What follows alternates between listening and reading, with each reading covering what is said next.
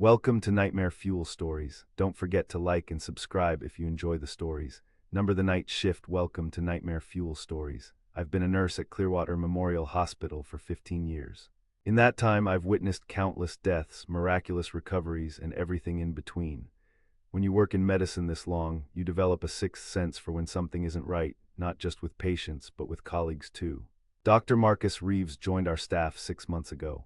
Brilliant neurosurgeon, Harvard-educated, with recommendations that made our hospital administrator practically salivate. He was a catch for our modest regional hospital, and everyone wondered why someone with his credentials would choose our facility over the prestigious research hospitals that surely courted him. Family reasons, he'd say with that perfect smile whenever anyone asked, needed a change of pace. And we accepted it because who wouldn't want a rising star on their team? I first noticed something off about Dr. Reeves during a particularly grueling night shift in the ICU.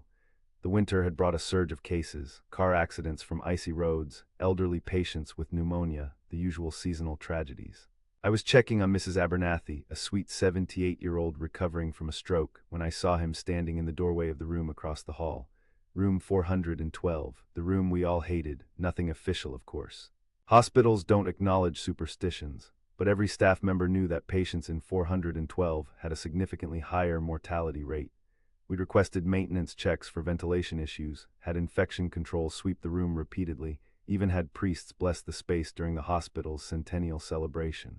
Nothing helped. People who stayed in 412 died more frequently than statistical probability suggested they should.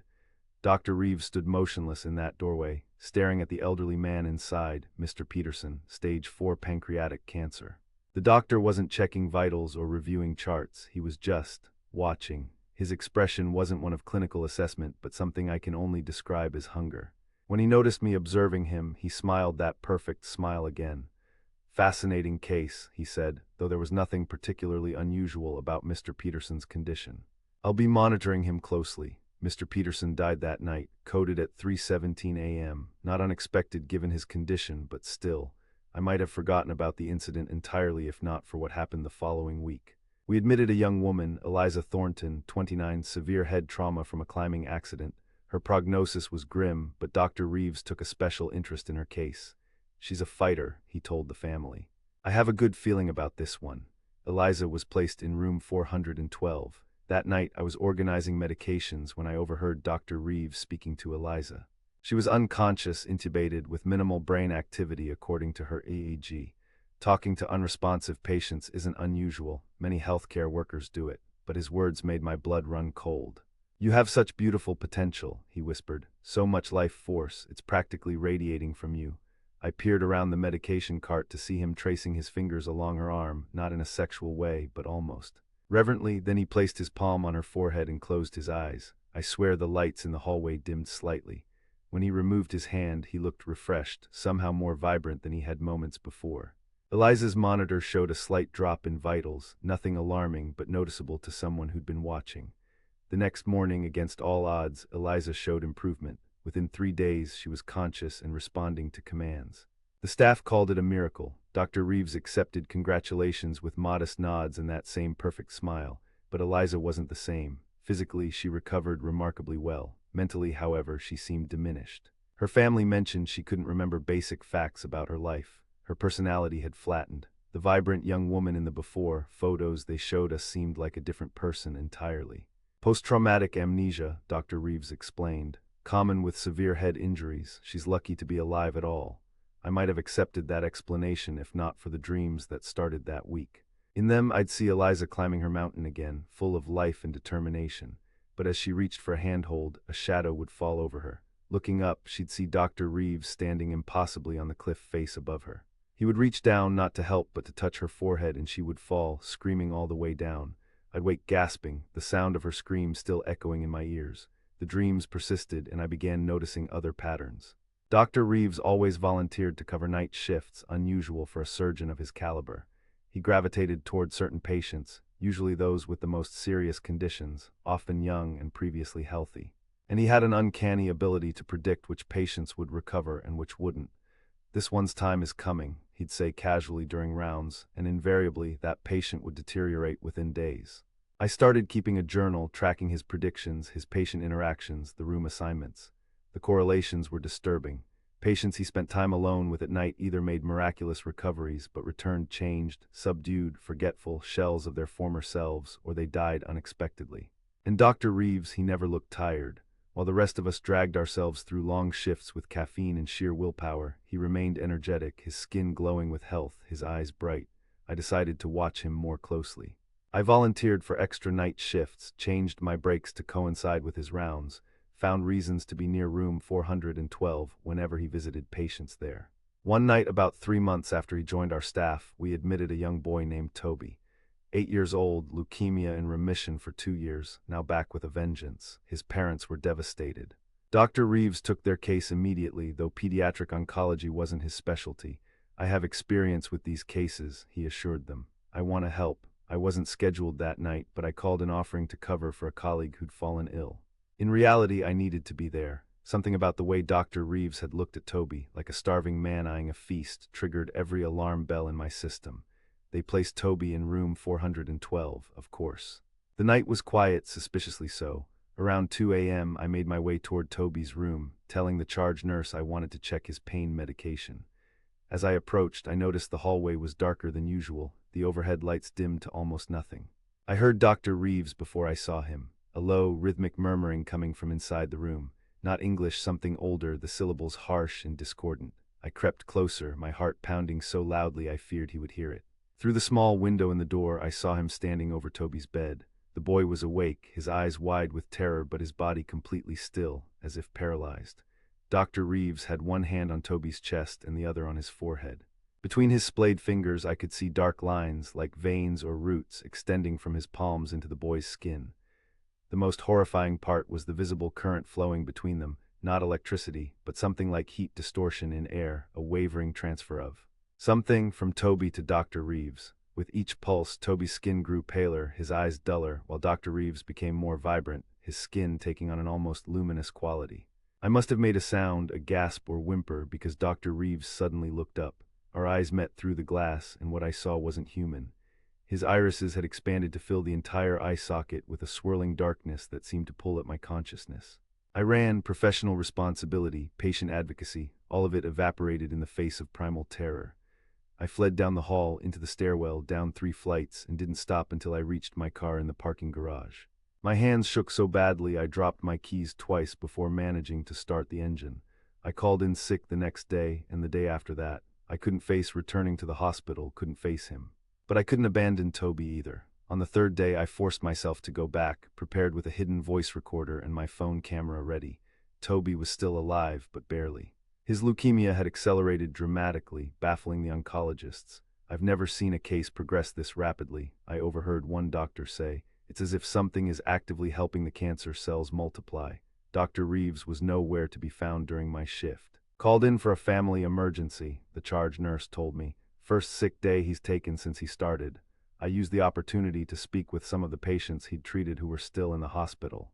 Many were too sedated or confused to provide coherent responses, but one, an elderly woman recovering from heart surgery, gripped my hand with surprising strength when I mentioned his name. "Don't let him touch your forehead," she whispered, her eyes darting around the room as if expecting him to materialize. "That's how he gets in." "Gets in?" I asked, trying to keep my voice steady. "He takes the best parts," she said, "the memories that make you happy, the feelings that make you strong. He feeds on them and leaves just enough of you behind so no one notices." I thought of Eliza, of her flattened affect and missing memories, of Toby's rapidly accelerating disease, of the strange energy transfer I'd witnessed. "How do you know this?" I asked the woman, her eyes filled with tears. "Because I let him take my pain. After my surgery, the pain was so bad. He came at night and offered to help, said he could absorb it. I was desperate, so I agreed." She looked down at her hands. "The pain went away, but so did my joy. I can't feel happiness anymore. I can remember being happy at my wedding when my children were born, but I can't feel it. It's like watching someone else's memories." I left her room more disturbed than ever and decided to investigate Dr. Reeves' background more thoroughly. I called Harvard Medical School, claiming to be verifying credentials for hospital privileges. They had no record of a Marcus Reeves graduating in the last 20 years. I checked with the state medical board. His license was valid but had only been issued 6 months ago, with verification from a hospital in Oregon. I called that hospital and discovered it had burned down 7 years earlier and never been rebuilt. That night I broke into the hospital's HR office. I'm not proud of it, but I needed to see his file. The references listed all had disconnected numbers. His previous employment history showed 5 hospitals in 10 years, an unusual pattern for a surgeon of his supposed caliber. I wrote down the names and left before security could catch me. The next day, from the safety of my home, I researched each hospital. A disturbing pattern emerged. Each facility had experienced an unusual spike in mortality rates during the period he claimed to work there. Each had also reported miraculous recoveries in a small number of cases. And each hospital had suffered some catastrophic event shortly after he left: a fire, a deadly infection outbreak, a structural collapse. I was compiling this information, hands shaking, when my phone rang. The hospital number: Nurse Wilson. It was the charge nurse from pediatrics. "Toby Sullivan is asking for you. He's not doing well. The family has requested comfort measures only." I knew I should go. I also knew it might be a trap, but I couldn't abandon that child. When I arrived at the hospital, the pediatric floor was eerily quiet. The usual bustle of staff, the beeping of monitors, the murmur of televisions, all seemed muted, as if the entire floor was holding its breath. Toby's room, still 412, was dim, a single bedside lamp casting more shadows than light. He lay small and pale against the white sheets, his once vibrant red hair now dull and thinning. His parents sat beside him, hollow-eyed with grief. "He wanted to see you," his mother said, attempting a smile. "He says you're the only one who can keep the Shadow Man away." My blood ran cold. Shadow Man? Toby's father nodded wearily. "His morphine hallucinations. He thinks someone's coming to take pieces of him at night." Not hallucinations, I thought, but said nothing. Could I have a moment alone with him? Sometimes patients find it easier to express their fears without family present. They nodded gratefully and stepped out. As soon as the door closed, Toby's eyes fluttered open. "You saw him too," he whispered, his voice barely audible. "The doctor with the dark eyes." I nodded, taking his tiny hand in mine. "I did, Toby. I'm so sorry I ran away. I should have helped you." He shook his head slightly. "He's too strong. He's been taking pieces of me every night." "What does he take?" I asked, though I feared I already knew. "The good stuff," Toby said. "My birthday memories, how it feels when Mom hugs me. The taste of ice cream." A tear slid down his hollow cheek. "I can't remember what my dog looks like now." I squeezed his hand, fighting back my own tears. "Toby, I'm going to stop him." "I promise." He looked at me with eyes too old for his young face. "You can't. He's not like us. He wears a person's suit, but inside he's just hungry darkness." The lights in the room flickered, and Toby's grip on my hand tightened painfully. "He's coming," he whispered. "I can feel him. Please don't leave me alone with him again." "I won't," I promised. "Not ever again." I stayed with Toby through my entire shift, through the night and into the morning. Dr. Reeves never appeared. Around dawn, Toby finally fell into a peaceful sleep, and I allowed his parents to take my place at his bedside while I went to find coffee. In the hospital cafeteria, exhausted and strung out on fear and caffeine, I nearly missed seeing Dr. Reeves enter. He looked haggard, the first time I'd ever seen him appearing less than perfect. His normally glowing skin had a grayish tinge, and dark circles shadowed his eyes. He needed to feed, I realized with a sick jolt, and I'd prevented him from reaching Toby. He saw me and changed direction, heading straight for my table. I considered fleeing, but knew it would only delay the inevitable. Better to confront him here, in public, surrounded by witnesses. "Nurse Wilson," he said, his voice still smooth despite his appearance. "May I join you?" Without waiting for an answer, he slid into the seat across from me. Up close, I could see a slight tremor in his hands. "You've been avoiding me," he said. "It wasn't a question. I've been busy." And researching my background, calling my references, breaking into HR. His perfect smile appeared, though it didn't reach his eyes. "Did you find what you were looking for?" My mouth went dry. "I found enough to know you're not who you claim to be." He tilted his head, studying me like a curious specimen. "And who do you think I am, Sarah?" The use of my first name sent a chill through me. We had never been on a first-name basis. "I think you're a parasite," I said, keeping my voice low. "You feed on people somehow. Their life force, their memories, their emotions. I don't know exactly what, but you take something essential from them." He didn't deny it. Instead, he leaned forward, those eyes, normal-looking now, fixed intently on mine. "Have you considered that what I do might be a form of healing? Energy is never created or destroyed, Sarah. It only changes form or moves from one vessel to another. You're killing them," I hissed. "Some, yes," he acknowledged with a casual shrug that turned my stomach. "The terminally ill, the suffering, I ease their passing and repurpose what would otherwise be wasted energy, but others I help. Eliza Thornton would be brain dead without my intervention. She's not herself anymore. She's alive, her family still has her. Is she diminished? Perhaps, but existence always comes with a cost." "And what about Toby?" I demanded, anger overriding my fear. He's a child, you're stealing his memories, his feelings. I'm taking what he can no longer use, Dr. Reeves interrupted, an edge of irritation finally cracking his smooth facade. His cancer is terminal. Those memories, those emotions, they would die with him. Instead, they continue through me. That's not your decision to make, his expression hardened. You have no idea what I am or what I need to survive. I've existed for centuries, taking only what is necessary, often from those already dying. I am not malevolent, Sarah. I am merely hungry. The casual admission of his inhuman nature stunned me into momentary silence. In that silence, he reached across the table and took my hand before I could pull away. The sensation was immediate, a cold, pulling feeling, as if something essential was being drawn from my body through the point of contact. Memories flashed before my eyes, my graduation day, my first kiss, my mother's funeral, each one briefly illuminated before dimming, the emotional resonance draining away. I jerked my hand back, gasping.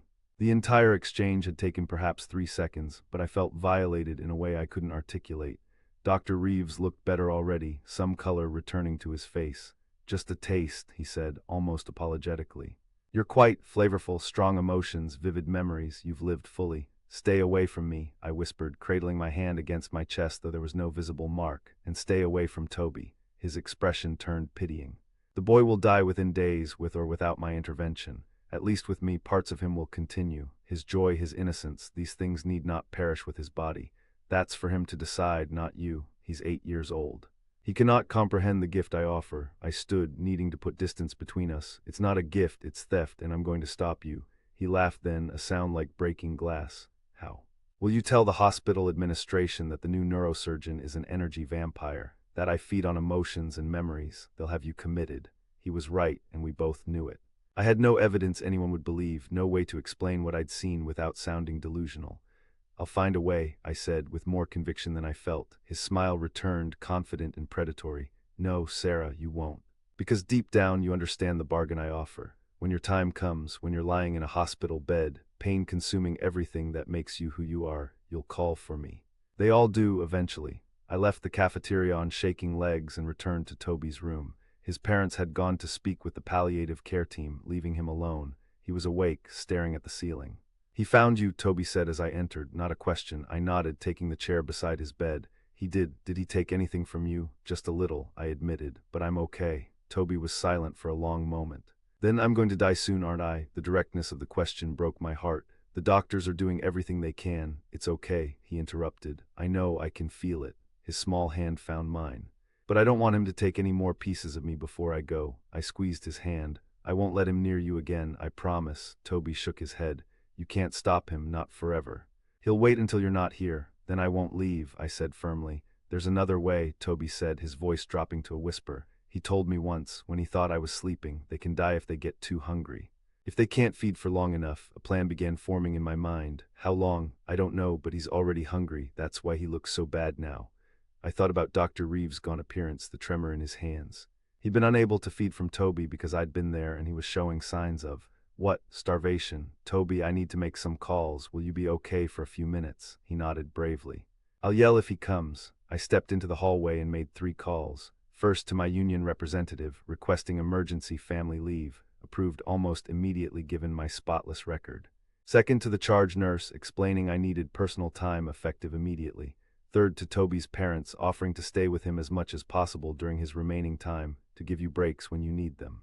They accepted gratefully, not questioning why a nurse would volunteer for such an emotionally draining task. But I had my reasons. If what Toby said was true, if Dr. Reeves needed to feed regularly to maintain his human facade and his strength, then keeping him from his preferred source, dying patients with strong life forces, might weaken him enough to. To what, I wasn't sure yet, but it was a start. For the next week I barely left the hospital. I slept in a recliner in Toby's room, ate from the cafeteria, showered in the staff locker room. When I needed to step out, I made sure other staff or family members were present, never leaving Toby alone. Dr. Reeves tried several times to gain access, first through official channels. I need to examine the patient, which I blocked by having Toby's parents request a different doctor. Then through manipulation, convincing other staff to suggest I take breaks, that I was overextending myself. Finally, through direct confrontation. He cornered me in the medication room late one night, his appearance now severely deteriorated. His skin hung loosely on his frame, his eyes sunken, hair thinning. He looked like a cancer patient himself. You can't keep this up forever, he rasped, his once smooth voice now scratchy. You're only delaying the inevitable. The boy will die and you will eventually sleep. Maybe, I acknowledged, keeping the medication cart between us, but you'll starve first. His laugh was a dry, terrible sound. I've survived centuries, nurse. I've endured famines, plagues, wars. Do you really think one stubborn woman can end me? I think I can try. His expression twisted into something inhuman, the mask slipping to reveal whatever lay beneath. When he dies, I'll come for you next. I'll drain every happy memory, every moment of joy, until you're nothing but an empty shell begging for death. I should have been terrified. Instead, I felt a strange calm. Threaten me all you want. I'm not leaving him. He lunged then, faster than I expected in his weakened state, his cold hands grasping for my face. I ducked and shoved the medication cart into him, sending him staggering back. A passing orderly heard the commotion and looked in, breaking the moment. Dr. Reeves straightened, adjusted his lab coat, and left without another word. After that, he changed tactics. Patients throughout the hospital began experiencing unusual symptoms: nightmares, memory lapses, unexplained fatigue. He was feeding wherever he could, taking small amounts from many people rather than his preferred method of draining the terminally ill. It wasn't enough for him. Each time I glimpsed him in the hallways, he looked worse. Staff began to notice, whispering about illness, drug use, even AIDS. He stopped performing surgeries, citing a hand tremor. The hospital administrator placed him on medical leave. Toby grew weaker as his cancer progressed, but his mind remained clear, clearer than it should have been in his condition. Without Dr. Reeves draining his cognitive and emotional energy, his personality remained intact even as his body failed. He's getting desperate, Toby told me on what would be his final night. I can feel him trying to reach me, even from a distance. I nodded, having felt it too, a cold pressure at the edges of my consciousness when I dozed, as if something was testing my defenses. When I'm gone, Toby whispered, he'll have nothing left to lose, be careful. Toby died peacefully at dawn, his parents holding one hand, me holding the other. His last words were, remember the good parts for me. I left the hospital that morning exhausted beyond measure, grief-stricken for Toby, but also relieved that he had died with his essence intact. Dr. Reeves hadn't gotten what he wanted from the boy. I should have known he wouldn't give up so easily. He was waiting in my apartment when I returned home. Sitting in my darkened living room, so emaciated now he barely looked human. His skin had a translucent quality, blue veins visible beneath the surface. His eyes were the only part of him that seemed alive, burning with hunger and hatred. You've killed me, he said simply. I stood frozen in the doorway. You're not dead yet, near enough. He rose shakily from the chair. I haven't been this weak since the Black Death, when entire villages died too quickly for me to feed properly. I'm not sorry, I said, though fear made my voice tremble. He smiled, his teeth looking too large for his shrunken face. No, I don't suppose you are. You humans with your moral certainties, your black and white thinking. Did it ever occur to you that I might serve a purpose? That I might be part of the natural order? There's nothing natural about what you do. Everything dies, Sarah. Everything feeds something else. I simply make use of what would otherwise be wasted in death. You take people's souls, I said. Their memories, their feelings, the things that make them who they are. He shrugged. Energy, consciousness, soul, call it what you will. I recycle what death would claim completely. He took a step toward me and I backed away. Stay back, I need to feed, he said simply. And you've left me no choice. The boy is gone. My access to the hospital is compromised. You're all that's left. I reached for my phone, but he moved with surprising speed for his condition, knocking it from my hand. His cold fingers wrapped around my wrist, and immediately I felt that pulling sensation again, stronger this time, more desperate. Memories flashed before me, my childhood home, my first day as a nurse, a patient who'd thanked me with tears in her eyes, each one fading, the emotional connection severing as he absorbed whatever energy linked me to these moments. I fought trying to pull away, but his grip was like iron despite his weakened state. My knees buckled as the drain intensified. It wasn't just memories now, but sensations, the ability to feel joy, to experience wonder, to know peace, all being pulled from me into him. With my fading strength, I reached for the only weapon available, a heavy glass paperweight on the entry table. My fingers closed around it as darkness began creeping into the edges of my vision. I brought the paperweight down on his head with all my remaining strength. It connected with a sickening crack and his grip loosened. I stumbled back, gasping, as he touched his bleeding temple with an expression of almost comical surprise. You can't kill me that way, he said, but his voice was uncertain. I didn't wait to find out if he was right. I ran for the door, but he was there before me, impossibly fast despite his injuries. His hands found my throat, and as he squeezed, the draining sensation intensified. I was being emptied, hollowed out from the inside, my very essence flowing into him. His appearance began to change as he fed, skin tightening, eyes brightening, the wound on his temple healing before my eyes. He was rejuvenating himself with what he stole from me. As consciousness began to fade, a strange calm came over me. I stopped fighting. Instead, I thought of Toby, of his courage, his acceptance of death, his determination to die whole. I thought of all the patients I'd seen pass over the years, the natural cycle of life and death that this creature perverted. And then I thought of pain, of grief, of rage and loss and despair. All the negative emotions I'd experienced in my life, all the traumatic memories I carried. I pushed them toward him. His eyes widened in surprise, then alarm, as I deliberately offered up the darkest parts of myself, not resisting his feed but directing it. The memory of finding my mother after her suicide, the helplessness of watching patients die despite my best efforts, the crushing loneliness of holidays spent alone, the bitter taste of failure, of regret, of shame. He tried to pull away, but now I gripped his wrists, holding him to me, forcing him to take what I offered, his face contorted in revulsion. "Stop," he gasped. "Not those, I don't want, take it all," I snarled. "Isn't that what you do, recycle what would be wasted?" His body began to convulse as the negative emotions and memories flooded into him. Whatever he was, whatever he fed on, it clearly wasn't designed to process this kind of energy. He fell to his knees, still connected to me, still draining what I freely gave, all my pain, my darkness, my despair. "Please," he whispered, his voice barely audible. Mercy, I thought of Toby, of Eliza, of countless others he'd fed on over centuries. "There is mercy in ending a predator," I told him, and pushed one final memory toward him. The moment I realized my mother was beyond saving, the absolute hopelessness of that knowledge. He screamed then, a sound no human throat could produce. His body began to cave in on itself, skin cracking like dried clay, eyes sinking into his skull. The pulling sensation stopped abruptly as whatever connection allowed him to feed severed. I staggered back, watching as he collapsed completely, his body shriveling until it resembled nothing so much as ancient parchment folded into a vaguely human shape. Then even that crumbled, disintegrating into fine dust that scattered across my apartment floor. In the silence that followed, I sank to my knees, taking inventory of what remained of me. I felt hollow, scraped out, but not empty. He'd taken much. Many of my happiest memories were now dim, the emotional connections frayed, but my pain had destroyed him before he could complete the feeding. I don't know if he was unique or if there are others like him out there, wearing human faces, feeding on human essence. I don't know if what I did actually killed him or merely dispersed him temporarily, but I know this. Room 412 no longer has an unusually high mortality rate.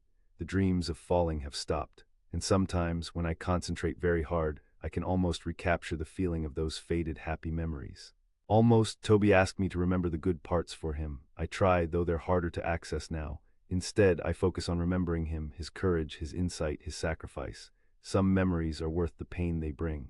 I still work at Clearwater Memorial, still care for the dying, but now I watch more carefully, look more closely at my colleagues, at the doctors who predict death too accurately, at the staff who prefer night shifts, at anyone who takes a special interest in terminal patients. And I keep a journal of my darkest memories close at hand, a weapon more potent than any scalpel, more effective than any medication, just in case.